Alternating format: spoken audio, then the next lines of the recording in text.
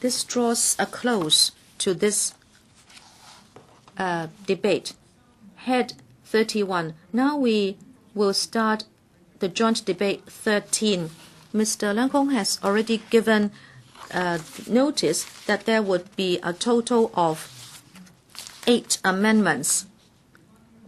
These amendments have to do with the personal emoluments of the Hong Kong Customs and Excise Department. We will have a joint debate of all the 8 amendments. Mr. Leung Kwok-hung. Chairman, I move amendment number 159 to cut the total annual expenditure under Head 31, subhead 000. Mr. Leung Kwok-hung, please clip on the microphone. Thank you, Chairman. I move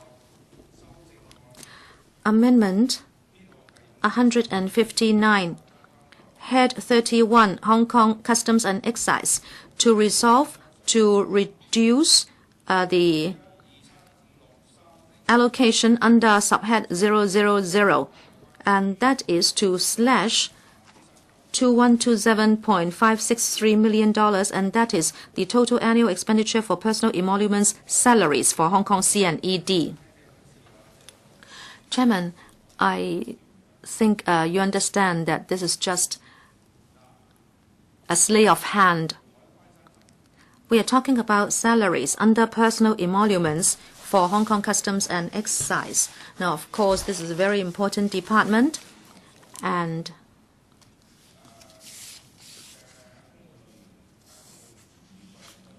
if you look at the discipline services,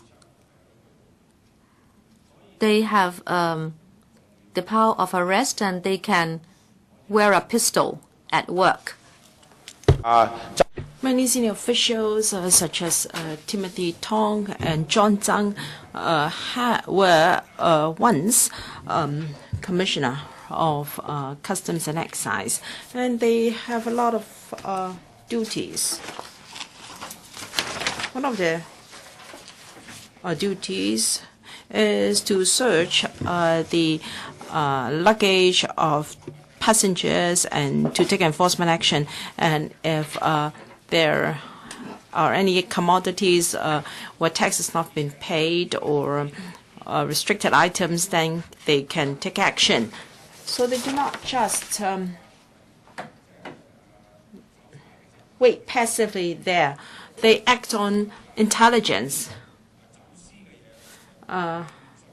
Because for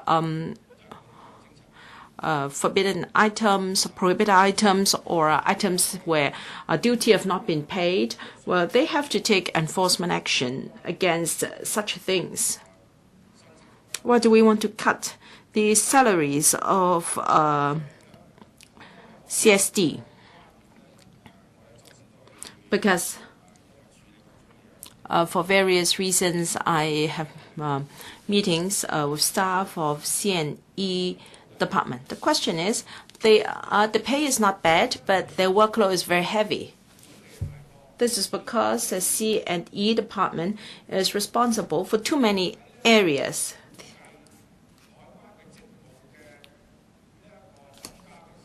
And the government has been unrealistic in projecting the possible increase in workload of these officers. For instance, our border control points and the deployment of CNE staff there. Since the implementation of SIPR and an individual travelers scheme, no matter which border control point you are talking about, the throughput of passengers has increased substantially, and because of the differential in prices between the two places, there is what we call a parallel goods. Chairman, parallel goods is not really something illegal unless it's like the order to restrict the number of baby formula that can be purchased from Hong Kong to the mainland. Now, unless you say that it is a crime, and if you've gone beyond that limit, then you have breached the relevant legislation. But parallel goods itself is not really a crime. It's not an offense because of the different duty levied in these two jurisdictions. Hong Kong is a so-called tax-free port, and so compared with our neighboring jurisdictions, we've always allowed parallel goods to be traded or brought out of Hong Kong. Traders purchased goods in Hong Kong for sale in their own jurisdiction where the tax rate is higher. Now, if our duty rate is low and the tax rate of a neighboring jurisdiction is high, I don't think there is any problem if someone have chosen to buy the commodities here and resell it in their own jurisdiction. And the only problem is the other side, the authorities on the other side do not take any action against such behavior. It may be against the law for people to do that in the other jurisdiction, but their officials there do not take any action.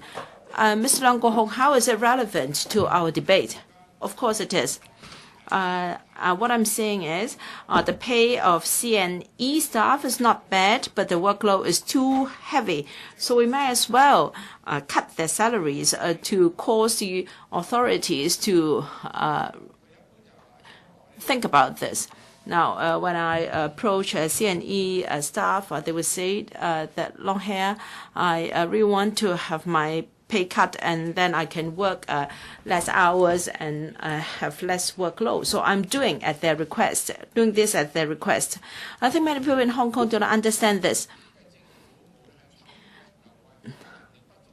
Well, the government of a neighboring jurisdiction might not have enough manpower, maybe because of corruption, or they think that this will help to boost their economy. If for whatever reasons they have chosen not to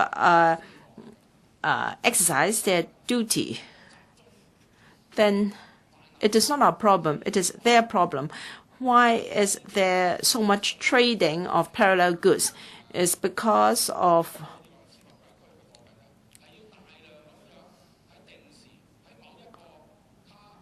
the demand for such commodities to be cleared at our CNE counter, and this is added to the workload of CNE staff, and many people in Hong Kong have become parallel traders. But I still fail to see how this is related to the salaries of CNE officers. Well, it is related.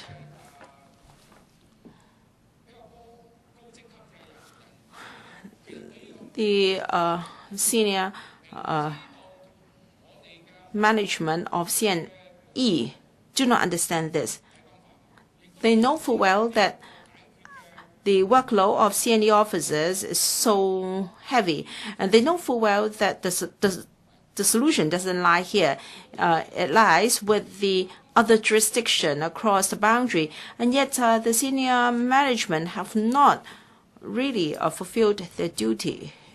It is such obvious, even someone who's blind can see it, because such activities would affect people's livelihood.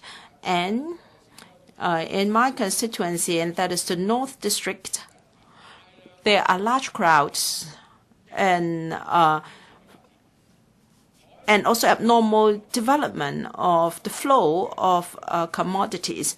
Now, for the Customs and Excise Department, they have to liaise with the police, and the Immigration Department is responsible for coordination with these departments. Now, if they are not conscientious, then no matter how many crossing points we have now, Lian Tang costs us $20 billion. And the Hong Kong drama coverage, we've invested heavily into it to ensure that we can have good communications and exchange with the other parts of the country as required by 689 CE. Mr. Leung, your amendment is to cut the provision for salaries of all C&E department. So how is it relevant to your remarks here? Well, because they have not been conscientious, and therefore we should cut the provision. We're not talking about being duty conscious. Now, the civil service should not just carry out the direction of their senior officers or supervisors. Well, they should also reflect the deficiencies and of the whole system to their supervisors. Of course, I can't go to the mainland, but from what I've heard, the whole system is not working. And the layout of our customs is also against the logic. At some crossing points, you have to disembark from your coaches and walk. And sometimes we use our railway to transport people to the other side of the boundary. And there are some crossing points where private vehicles or even public vehicles are not allowed. And this has caused congestion of goods and passengers at our crossing points, boundary crossings. And for the seizure of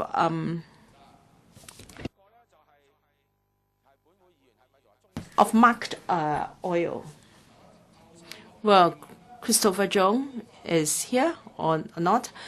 He complained that some fishermen are selling marked oil that is fuel that where duty is not yet paid to fishermen from the mainland. Now, there's something wrong with the customs and excise. A USD was seized for investigation. So Mr. Christopher Jung, a member of this council, reported the case to the Customs Excise in December 2009. However, that was leaked because of the missing USB, and I think this will risk the personal safety of Mr. Jung, because we talk about syndicates, and since the intelligence is leaked, the other side will be warned and they will become more vigilant.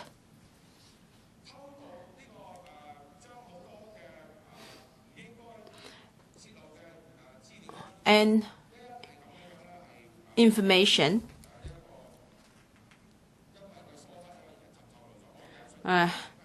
was leaked because of the negligence of the department. Mr. Zhong, as I quote, I'm very worried. How can the C&E be so negligent? This is so dangerous.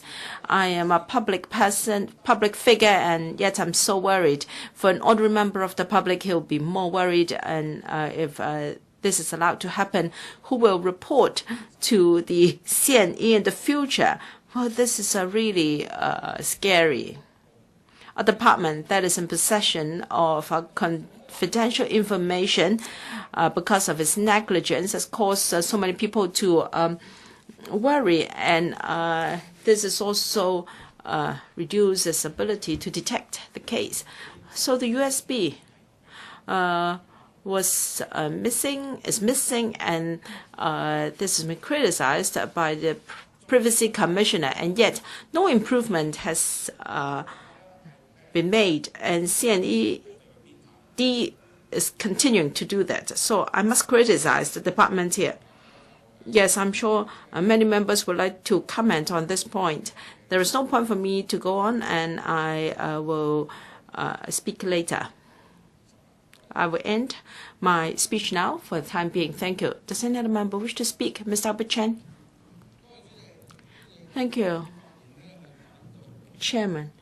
I speak again to oppose Mr. Leung Kwok-hung's amendment because we are talking about 2,127,563,000. That means the provision for salaries to all C&E staff will be cut. I think I can see the point in Mr. Leung's arguments, but I think the enforcement responsibility of the C&E officer, of course, people may point fingers at these officers, but I think this issue also reflects or highlights the difference in attitude of the enforcement officers on the two sides of the boundary. And as a result, our C&E staff have become scapegoats, and they have been criticized by our community. I'm not saying that their performance deserve 100 points, but I don't think they deserve a total cut in their salaries. Well, the C&E department has a number of issues, and their duties are also very important. So we cannot support our ally, Mr. Leung Kwok-hung, because if we look at the programs of the C&E department, now if we really abolish this department, then we'll face a lot of law and order problems. Let me say something about the program areas of the Customs and Excise Department. First of all, I mean the first program area, control and enforcement. And so we're talking about firearms, dangerous drugs, strategic goods, dutiable commodities, and also copyright infringing articles violating the import and export regulations. Now, Chairman, we've seen conflicts between Hong Kong and China recently because or over certain products, for example, baby formula products. And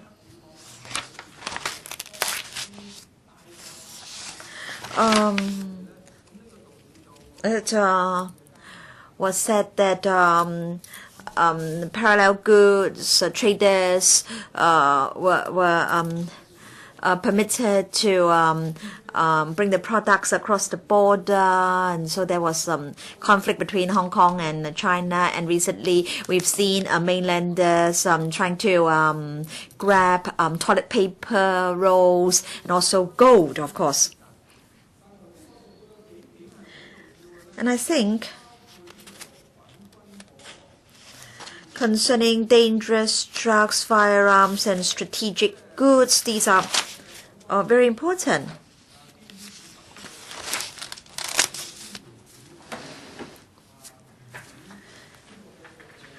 And so if because of lack of resources, the Customs and Excise Department can't continue its work, then Hong Kong will become a dangerous drugs port. It will become a firearms port, and we'll be going back to the days before the Korean War. At that time, people became rich because they smuggled in firearms. And Hong Kong will become a major transshipment center for dangerous drugs. As I understand that our core values are being eroded under the rule of 689. But I don't think we should allow a proliferation of firearms and dangerous drugs in Hong Kong, or else we'll be no different from North Korea. And that is why I oppose Mr. Leung Kwok-hung's amendment. I think it's just right that I should oppose his amendment. But of course, there is a lot of room for improvement with regard to the work of the C&E department. For example, trading of parallel goods. This problem has been with us for over a decade.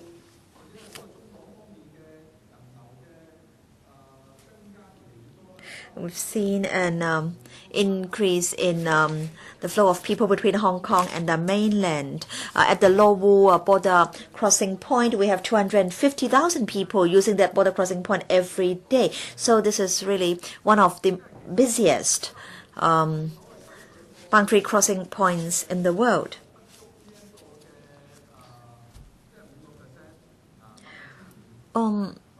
Maybe only less than 5% of the people using the crossing point are parallel goods traders. But then the remaining 95% of the people become their shields, because it's very difficult for the C&E officers to identify the 5% out of all the people using the border control point every day.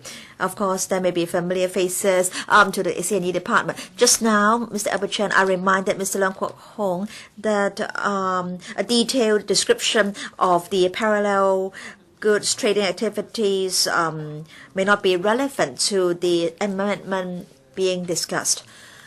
Thank you, Chairman. Just want to express my concern with regard to parallel trading activities. All right, Chairman.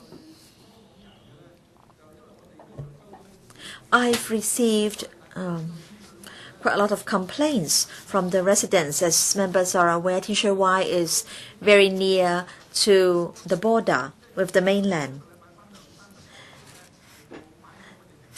And many Tin Shui Wai residents go to the mainland 2 or 3 times a week to buy food items like vegetables and meat. But in fact, nobody is allowed to bring raw meat like raw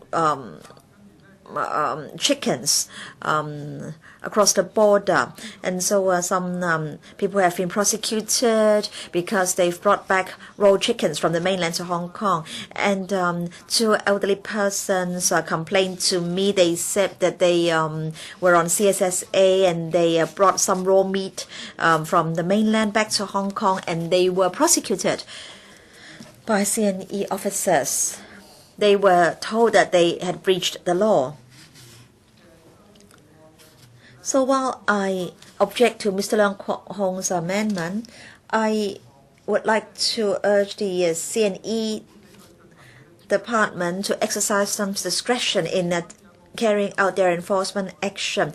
One Filipino domestic helper was brought to court because she overstated the amount she used for purchasing meat, and the employer felt deceived. And the magistrate criticized the police for taking action over such a trivial case. And concerning the 2 elderly persons, it was the first time that they were caught and they were prosecuted. So I hope that C&E officers can exercise some discretion when they take enforcement action that will help to reduce conflicts and grievances in society. And then, Chairman, I want to talk about dangerous drugs. I want to say that the number of drug addicts has increased very significantly because of closer ties between Hong Kong and the mainland. Many people go to the mainland and take drugs there. And we've seen an increasing problem of drug abuse among young people. I think it's the CNE department's responsibility to try to curb this problem. Thank you. Does any other member wish to speak? Mr. Wang Yuk-man. Yes, Chairman. I want to speak in this 13th joint debate involving 8 amendments moved by Mr. Leung Kwok-hung, namely amendments number 159 to 166. These amendments relate to the personal emoluments of CNE staff. I want to say that I cannot agree with Mr. Leung at all. The CNE department is basically a law enforcement agency, although the department hasn't really performed too well in many areas of its work. This is not the only law enforcement agency which hasn't really done a satisfactory job. And does it mean that we should slash the provision for personal emoluments for all the discipline services? And that would in fact mean that we are suggesting that we want to fire all these people.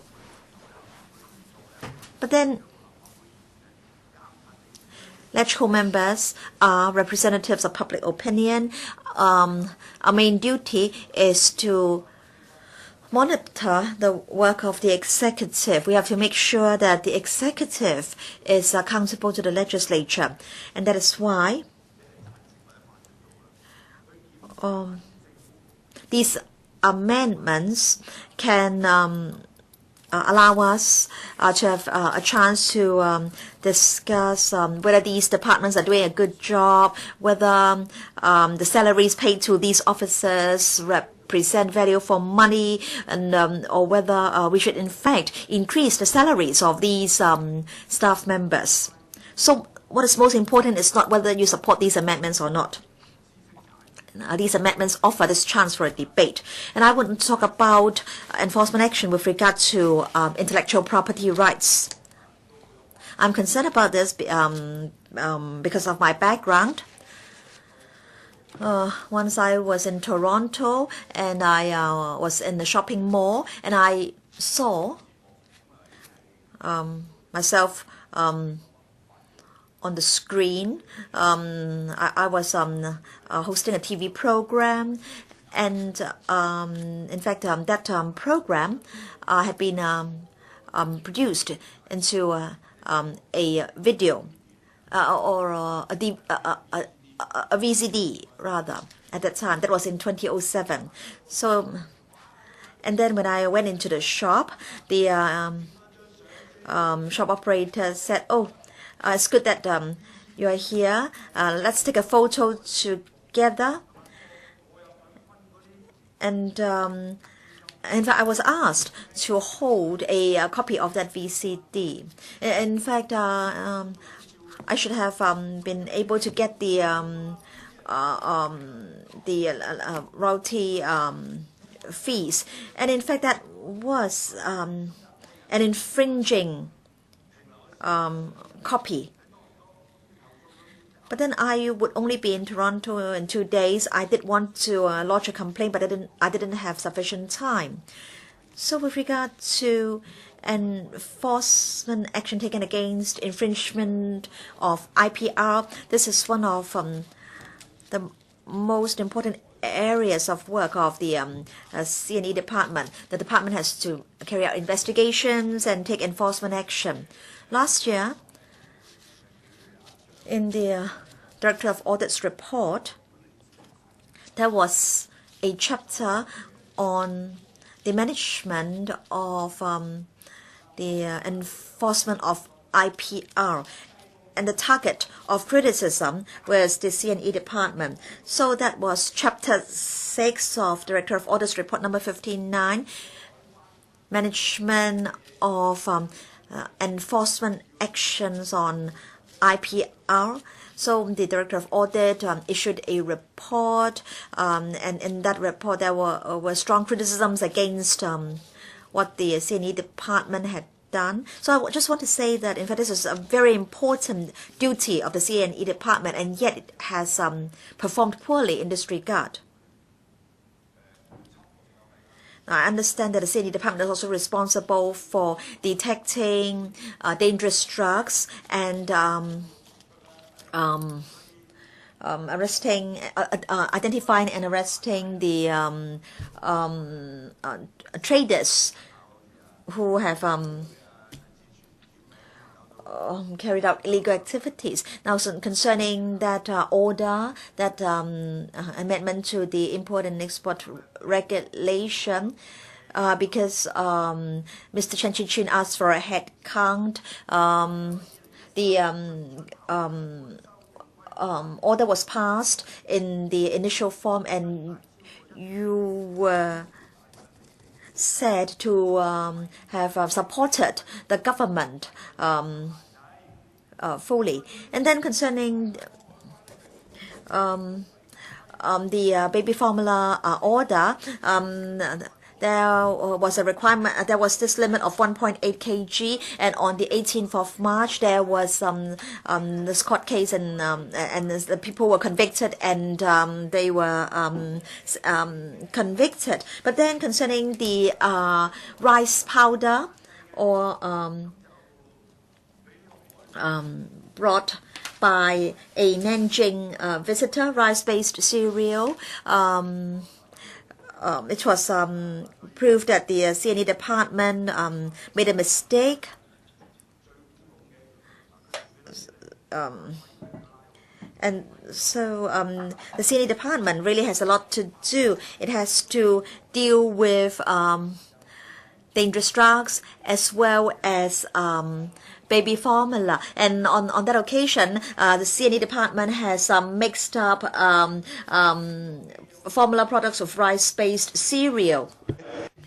And the C&E also has to seek out drugs. Many of the drugs are in powder form, whether it be ketamine, etc. But people, of course, seldom use heroin now. But now you have the powdered formula restriction. It has added one more kind of powder to their work. Therefore, just from this incident alone, you can see that at the boundaries, the C&E will search the luggage of visitors, usually for undeclared items for the sake of customs duty, and also whether there are contraband items. This is the regular routine work. Every customs officer has received very professional services, but the two-tin rule is something new. If you ask them to distinguish powdered formula with rice-based cereal, they may not be able to do it, but that is something we can understand. We should not use this incident to say we should reduce their salaries. But recently there is an other incident. This may not be directly related to it, and I'm talking about the ex-C&E Commissioner, Mr. Timothy Tong. It seems people are revealing more and more his stories. I don't know why someone wanted to really send him to hell by revealing his previous work. Even his work with the C&E department has been revealed. I, of course, won't say that he has been wronged. Mr. Wong, I'm of the view that you have digressed. Actually, whether or not I have digressed, you can certainly make a judgment. But I'm just speaking briefly on this. I'm saying that this ex-C&E commissioner has brought shame to C&E. And also, Timothy Tong is the ex-ICAC commissioner, and what he did may not have a lot to do with the ICAC now. Please come back to the issue.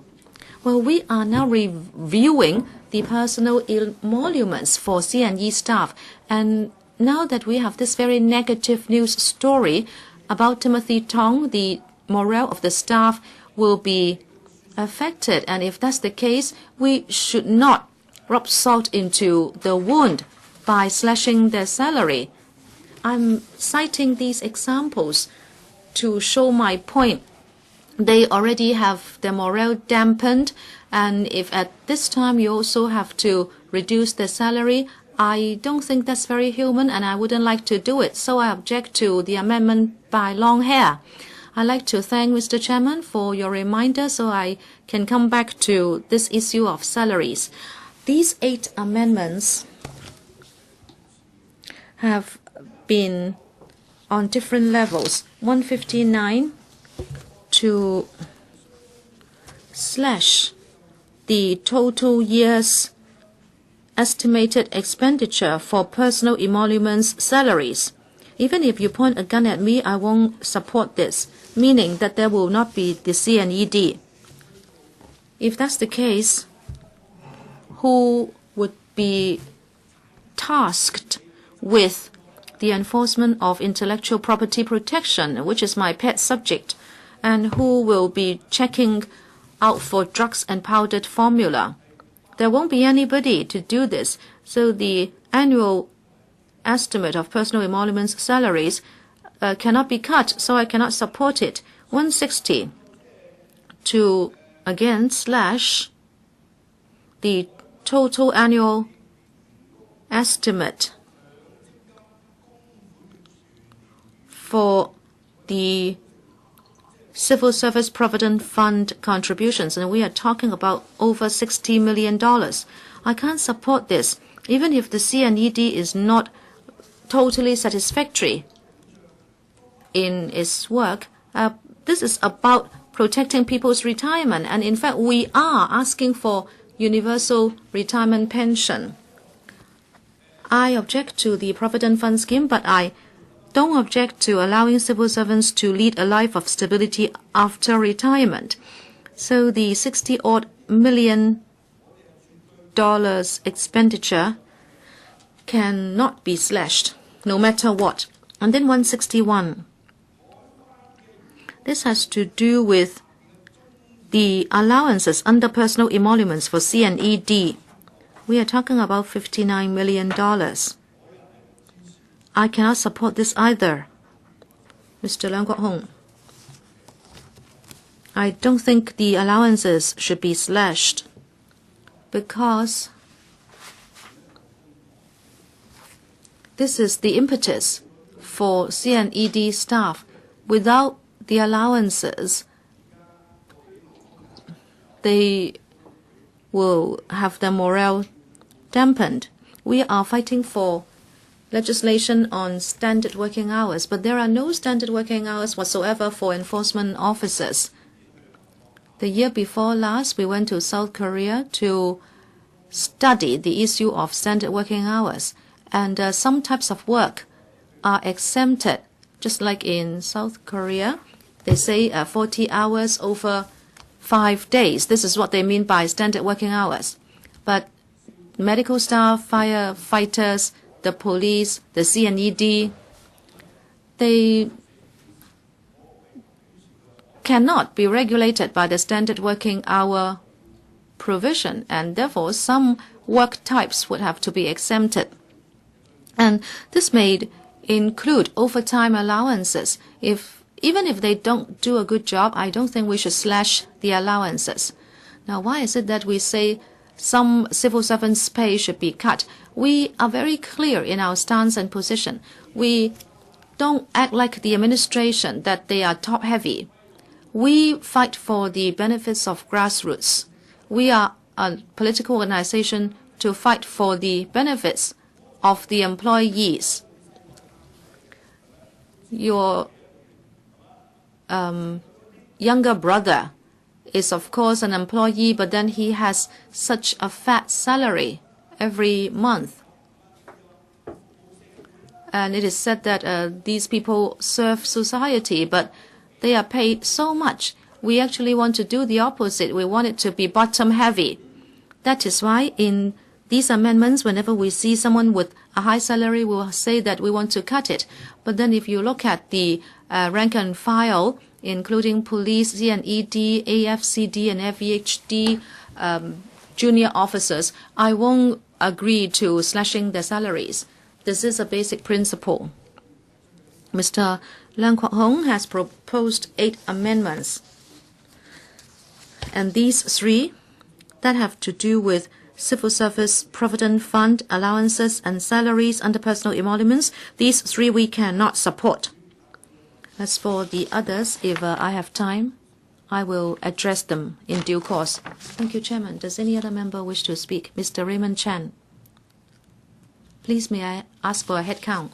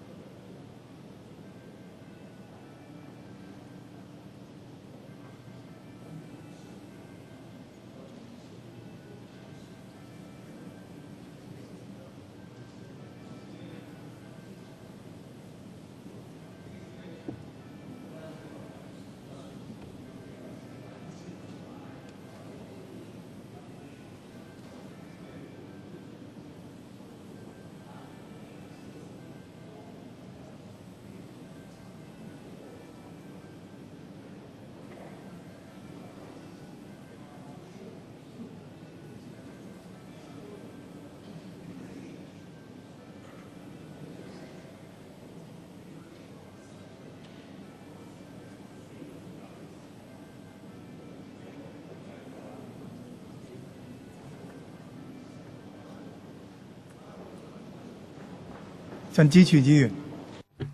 Mr. Raymond Chen.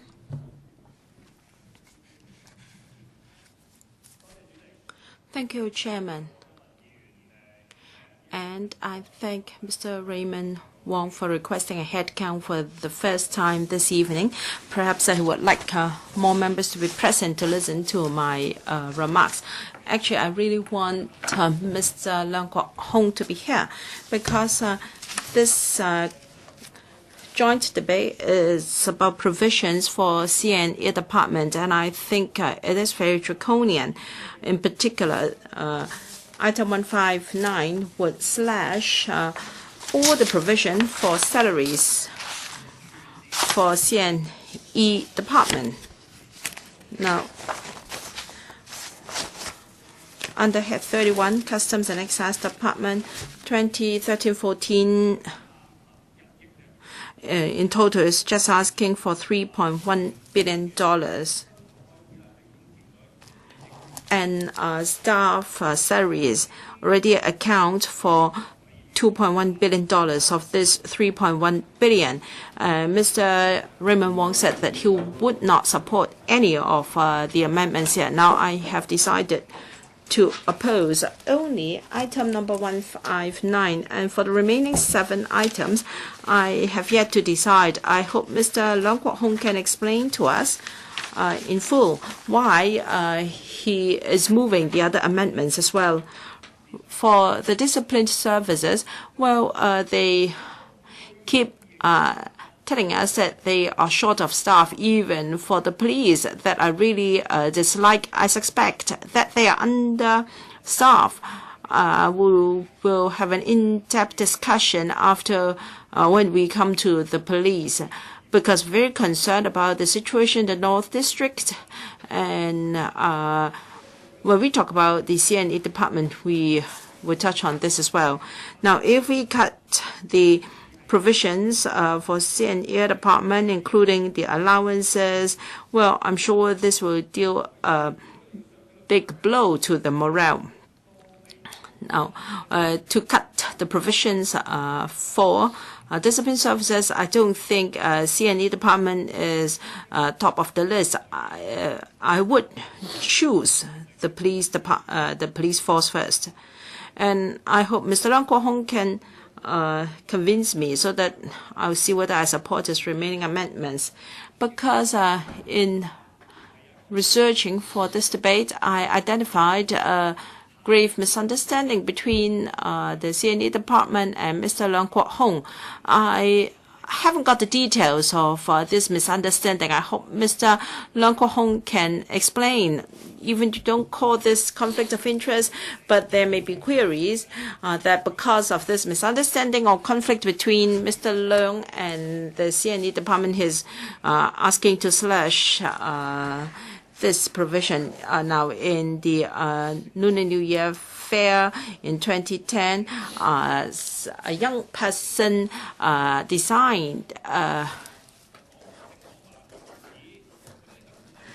certain a T-shirt to be sold at LSD's store, and that's the QR code, and then the logo has that has those initials LYL. The C&E department received a complaint and then went to seize all the relevant T-shirts, and there was not until November that the department said that there will be no prosecution against the LSD, and did not say whether all the T-shirts would be seized or returned to Mr. Leung. Now, I cannot find the details and also subsequent happenings. I hope Mr. Leung Kwok-hung can explain so as to clear possible speculations that perhaps he is doing this because of that personal grudge with the C&E department. Well, the C&E department has a relatively large establishment. It's got 5 program areas. And I think most people in Hong Kong do not understand all the program areas. They may not be able to tell what are the duties of the C&E department and what are that of the police. Now, Program Area 1, Control and Enforcement. Program 2, Anti-Narcotics Investigation. Program 3, Intellectual Property Rights and Custom and Consumer Protection. Program 4, Revenue Protection and Collection. Program 5, Trade Controls. So these are the 5 program areas. And then Mr. Raymond Wong mentioned the ex-commissioner of CNED, Mr. Timothy Tong, and Chairman Yu Rude, that he had digressed. Now, a person, an ex-officer that is suspected of having done wrong, well, if that is his personal matters, of course, it can be regarded as a digression or departure from the main theme. But if it is about the system itself, then you can't really call that a departure. But I would like to, I think it may be better if we have a full discussion when we talk about the departmental expenses for the whole department under Amendment number 164. Or rather, 167. Now, is it because there is something wrong with the policies and system of the CNED, leading to the behavior of Mr. Timothy Tong? Now, if that's the case, I won't object to cutting the provision for departmental expenses. Now, Program Area 1. Control and enforcement, that accounts for the largest proportion of the provision for the department. I won't have time to do all 5 areas in one speech, so I'll focus on Area 1, Control and Enforcement first. Head 31, Customs and Excise Department, page 140. Now first, Mr. Porter, you have a problem. Now, if people don't understand the work of the CNE department, if they like to check the provision that is here, they can go to this information in the public domain. So, Mr. Raymond Chen, you don't have to go into the details. Well, because this will account for $2.2 billion of the total provision of the department. That is over 90% of the total provision. Mr. Raymond Chen, as you said, that is about the salaries and allowances or personal emoluments of CNE staff only. Okay. Regarding personal emoluments, of course, I oppose the Mr. Leung Kwok-hung's amendment number 159, because I've always worried that CNE department hasn't got enough staff to carry out its duties. And I say this with evidence because at an FC meeting, I asked specific questions about expenses for CNE staff. Perhaps the administration thought that my intention for asking that question was to slash or to cut the salaries of the department. In fact, I was not happy with their response, and the department didn't have enough time to answer my questions. Of course, there is no representative from the department present this evening. I'm against Mr. Leung Kwok-hung's proposal to cut their establishment, because in the North District of a great problem with parallel goods traders. Last year, the department had a joint operation targeting parallel goods traders in the district. I asked about the manpower costs involved, and then I asked whether the order on the restriction of and the number of baby formulas that can be taken out of Hong Kong. And my reply from the department is there is no specific figures. The department will deploy its resources internally, flexibly, and if necessary, it will apply for extra resources under the established mechanism. It has already redeployed 56 NCSC staff to implement the restriction on the number of cans of baby formula that can be taken out of Hong Kong to the mainland. So we're concerned about insufficient manpower resources in the C&E department. That is why I oppose amendment number 159. Now, some people, when they see these amendments, will say that because of the poor performance of the C&E department, the personal emoluments of the staff should be cut.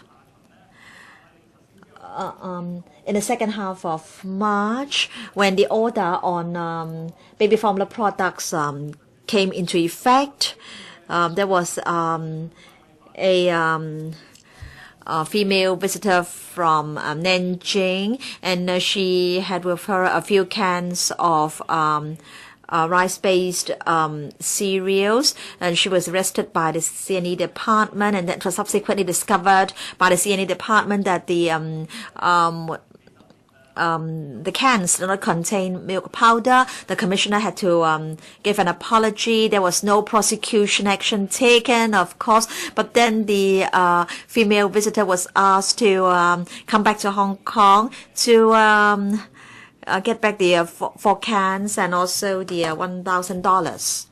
Mr. Paul Chair, I think if a member goes into the detail of individual cases, we can go on forever. I hope that Mr. Chi-chuen really knows what he is doing. Mr. Paul Chair has said a point of order. Yes, I think the content of his speech is not relevant to the question being discussed. So, Mr. Chi-chuen, can you go back to the subject in question?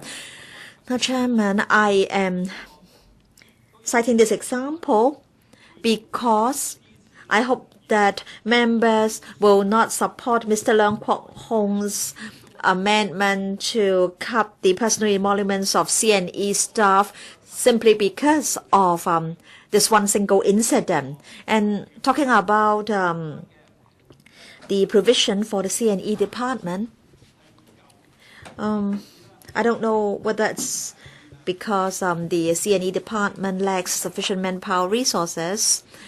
And in fact, there's a very serious problem at this Chongqing Street concerning parallel goods. In fact, I can tell members a story, but all right, I will skip that part. And according to the Shuttlecock C&E department, from 1st of March to 25th of March this year, there were over 1,500 cases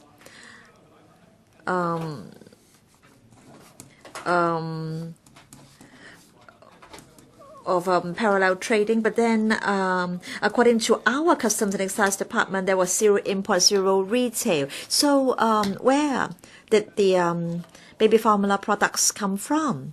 And as a result, some said that the C&E department was not telling the truth, and that the department was not doing enough to deal with the parallel trading and smuggling problem along Chongqing Street. So I have merely talked about Amendment 159 and also Program Area Number 1. And I will speak again after I've heard Mr. Leung Kwok-hung's elaboration.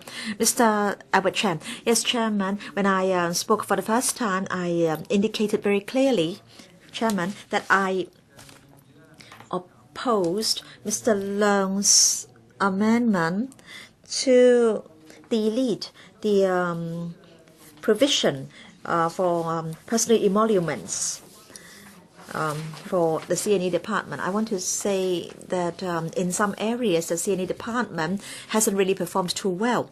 For example, anti-narcotics investigation and operations.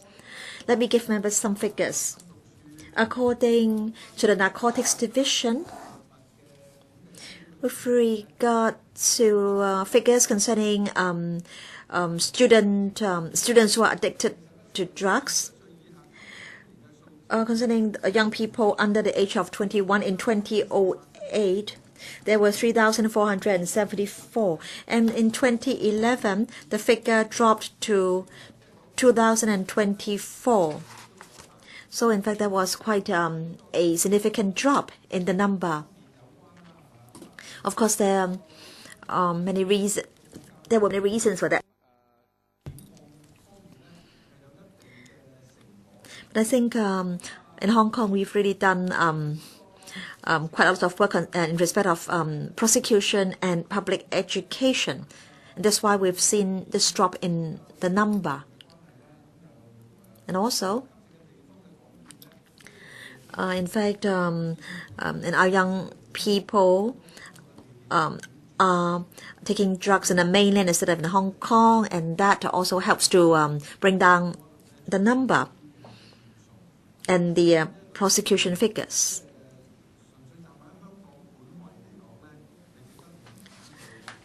But of course, I think. But of course, I still feel that this downward trend is encouraging.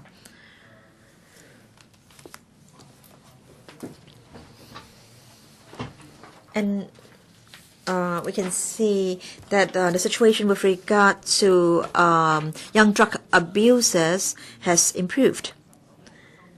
And from Amendment number 159, I would now like to move on to Amendment 166, which is also to be dealt with under joint debate number 13. Why is it that I want to deal with Amendment number 166, Chairman? Mr. Leung hopes that for Head 31, there should be a reduction of $275,000, and that's the annual budgeted amount for the Hong Kong Customs Excise Department Welfare Fund subvention. This is really a drop in the ocean when compared with the $2.2 billion for personal emoluments. Still, I don't want this amount to be cut. According to Cap 342, this fund has the following designated users, providing facilities and activities for the beneficiaries, to obtain land, property, and non-landed property in line with the objectives under A, and also providing financial assistance to dependents of deceased officers or former deceased former officers to help meet funeral expenses, and also to provide grants to beneficiaries.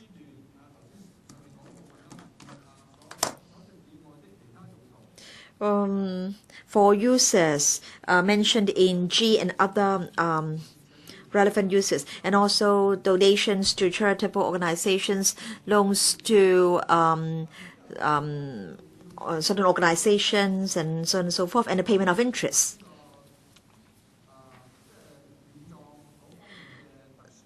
So I'm particularly concerned about the disbursement of funeral expenses for those in need. And Part E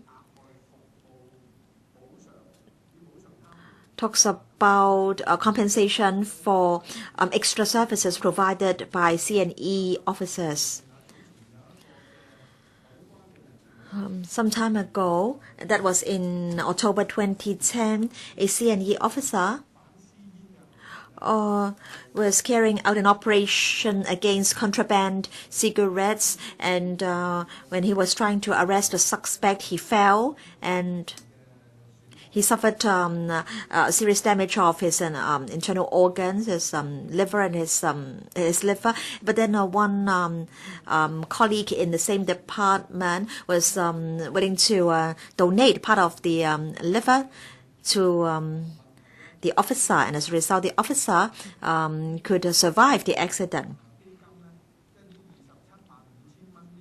So concerning this fund, and this funding of $275,000, I think this amount should not be cut. If Mr. Leung Kwok-hung's amendment is passed and this amount is slashed, then if C&E officers during or under special circumstances need some compensation or extra payment, they won't be able to get what they need. And that will definitely deal a blow to the morale of CNE staff. And so, Chairman, we oppose amendment number 166. And then amendment 165, Mr. Leung Kwok-hung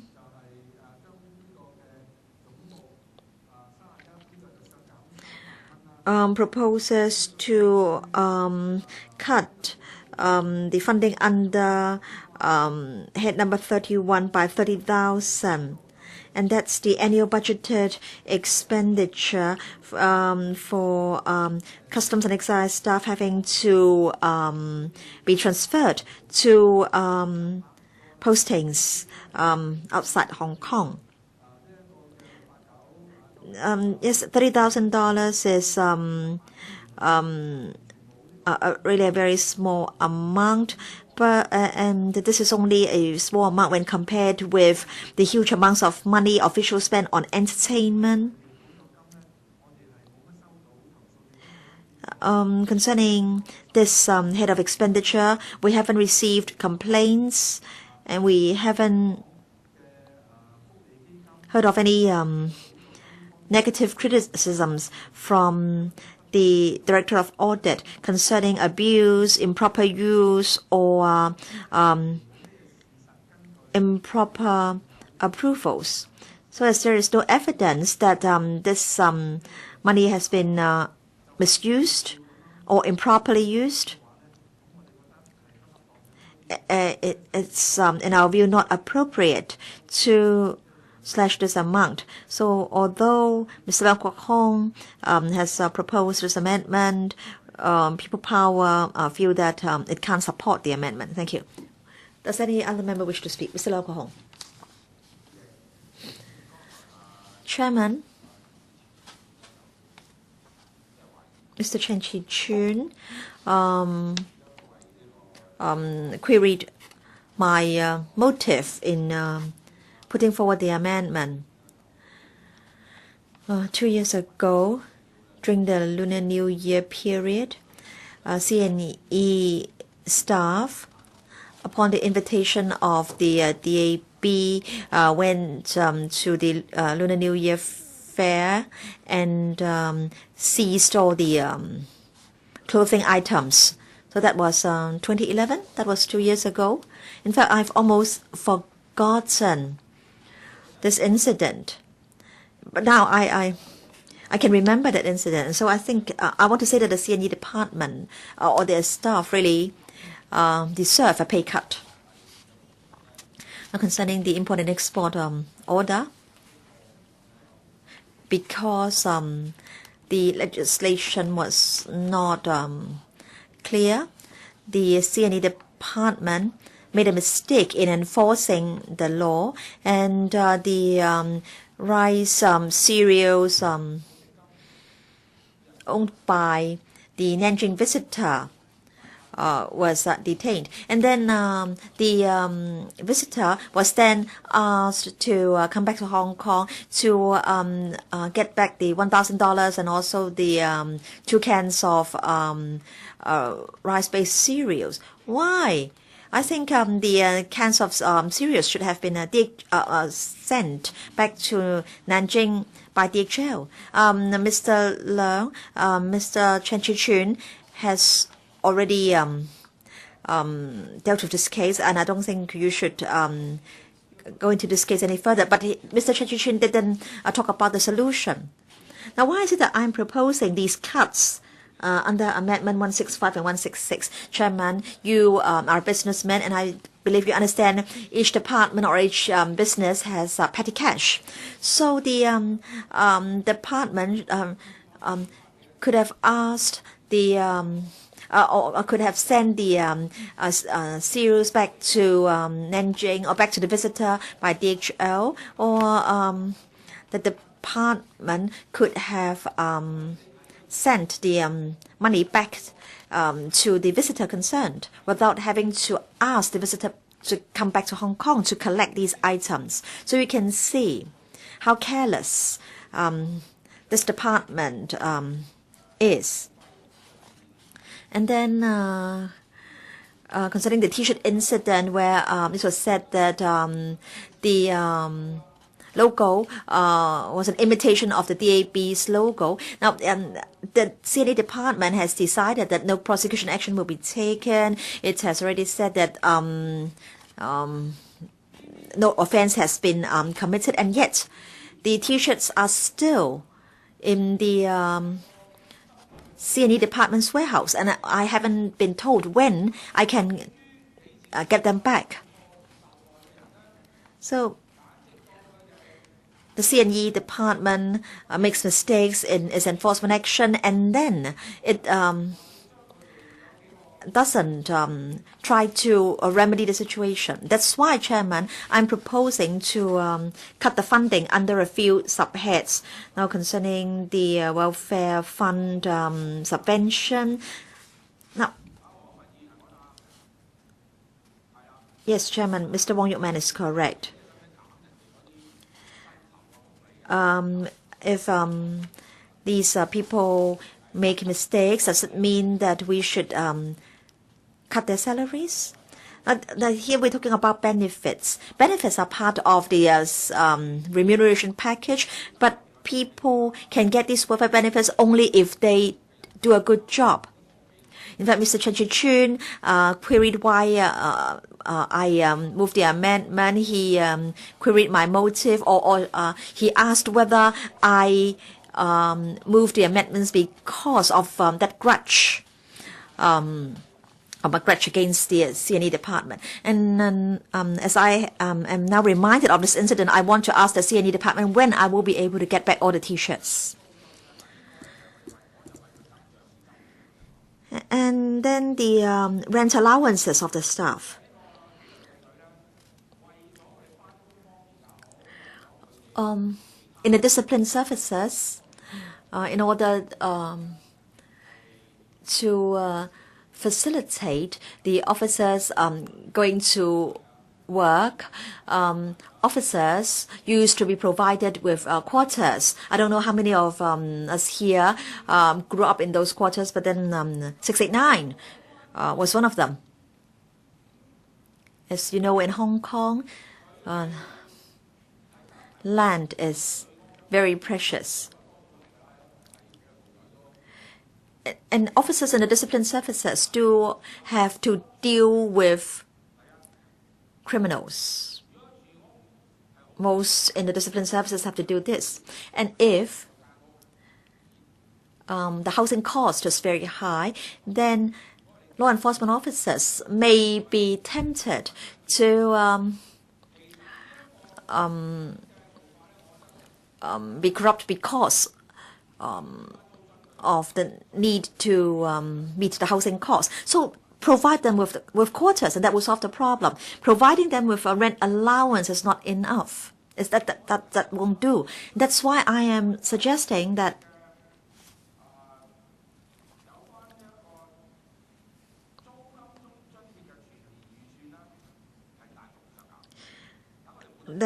there should be a major reduction to the budgeted amount for paying rent allowances to the staff.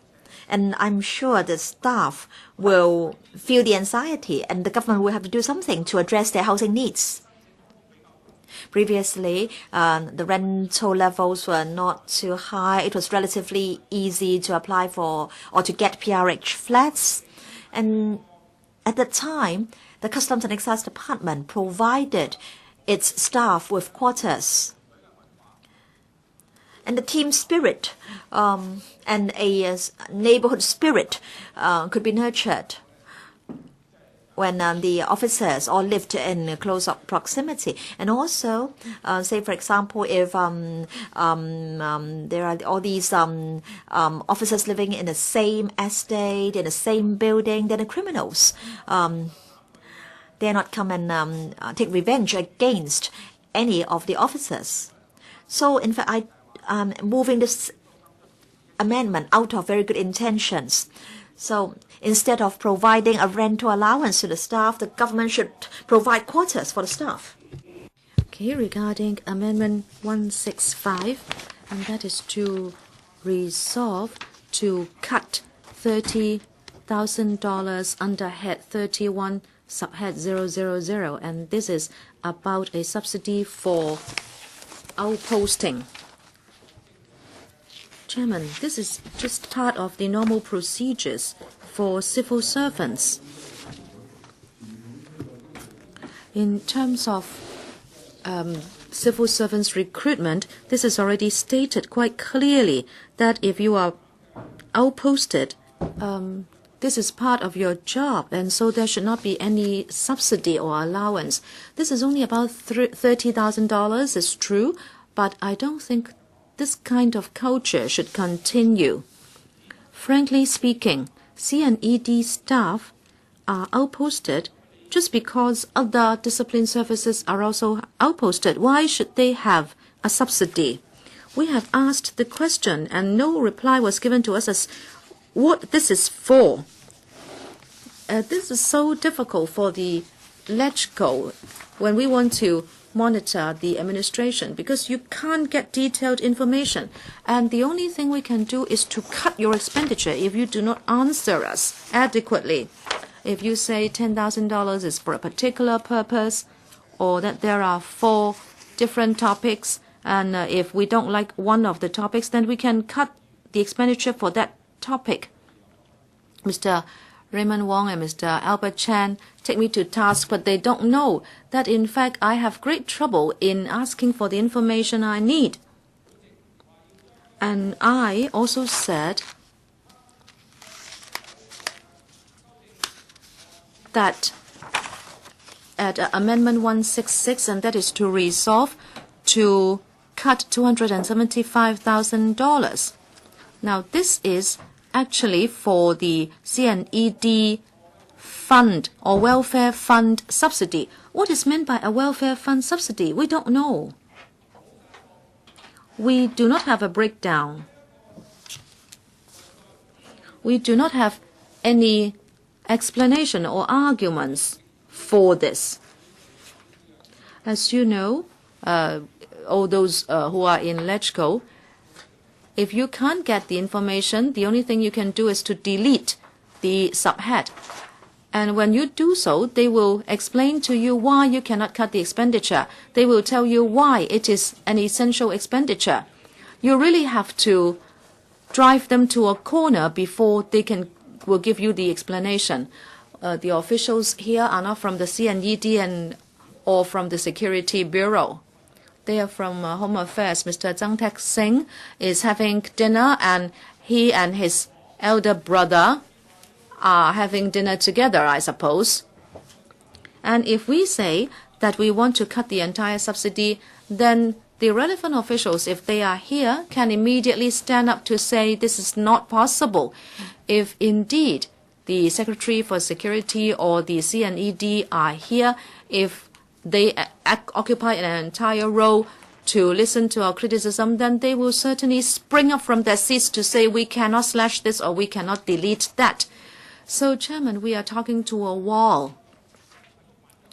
I am suffering from too much criticism, in my view. Mr. Albert Chan and Mr. Raymond Wong have taken me to task, but it is not my fault. I haven't been able to get any replies. Okay, I will answer another question. Under personal emoluments, allowances, I like to reduce it to 1,000. And also under related or job-related allowances, I like to reduce it to $2,000. On these 2 points, I'm actually driving at one thing. What do you mean by allowances under personal emoluments or job-related allowances under personal emoluments?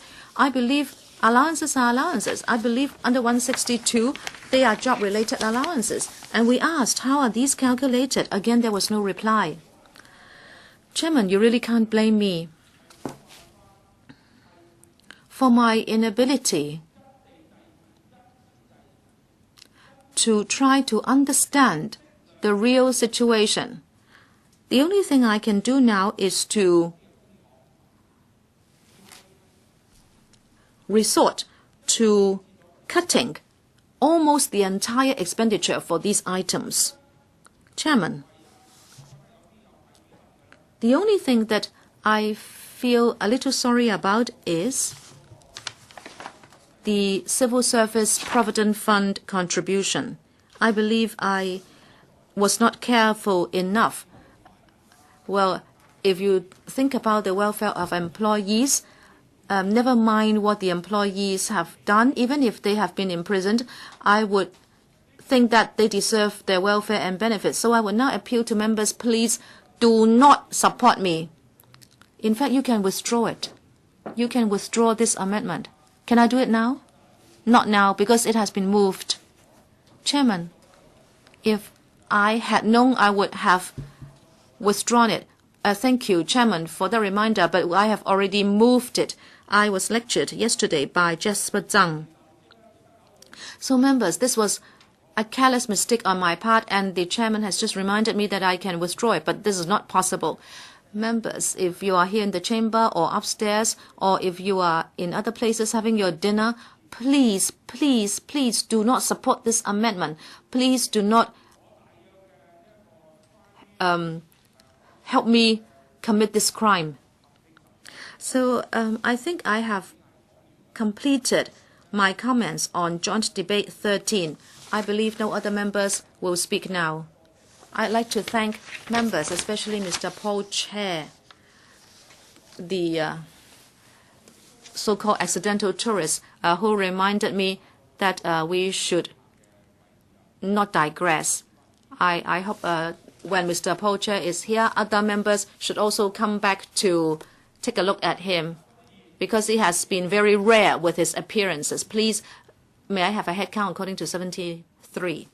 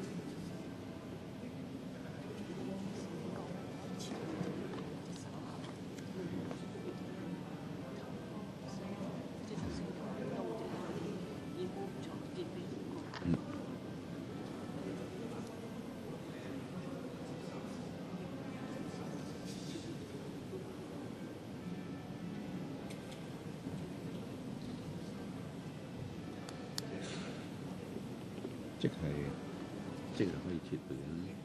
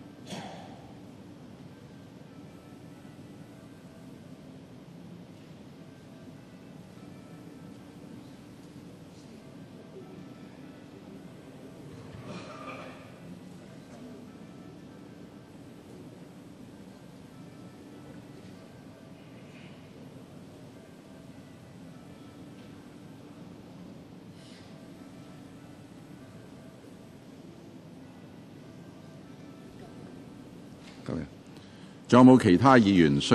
Does any other member wish to speak? Mr. Raymond Chan. Chairman, I'd just like to make a supplement to this part. Mr. Leung Kwok-hung, I think, was trying to draw a conclusion, but first of all, I'd like to say that I do not doubt the integrity of Mr. Leung Kwok-hung. I mentioned the T-shirt bearing a logo that was said to resemble the logo of DAB. And he was almost saying that we doubt the purpose of his amendment. But I like to mention Program 3, Intellectual Property Protection. Now, an important task under this program is to combat counterfeit trademarks. What is the most serious case in Hong Kong in this category has to do with counterfeit drugs or medication. Indeed, CNED officers have not done their inspections satisfactorily. I can give you a typical example. Say, for example, there is this proprietary medicine claiming to be good for rheumatism. But in the fake products, there will also be the term that this is for export, etc. And then the counterfeit product has got more counterfeit labels than the genuine product. So this is really a classic example. And our customers thought that the counterfeit product was the real one. However, in many chemists in Hong Kong, we can still see this counterfeit product for sale. And that means CNE staff have not really fully implemented, carried out their duties. Okay, 165. I said for amendments number 160 to 165, I am not decided yet. And now because I did not hear strong justifications from Mr. Leung Kwok-hung, I think I would probably abstain when it comes to item 160 to 165. Mr. Leung Kwok-hung, may I remind you that under ROP 35(2), before an item is put to the vote, well, it can be withdrawn by the mover. However, there must be support from support by the members in council first. Okay, does another member wish to speak? Any reply from the administration? If not, then this debate is now closed. We go on to debate number 14.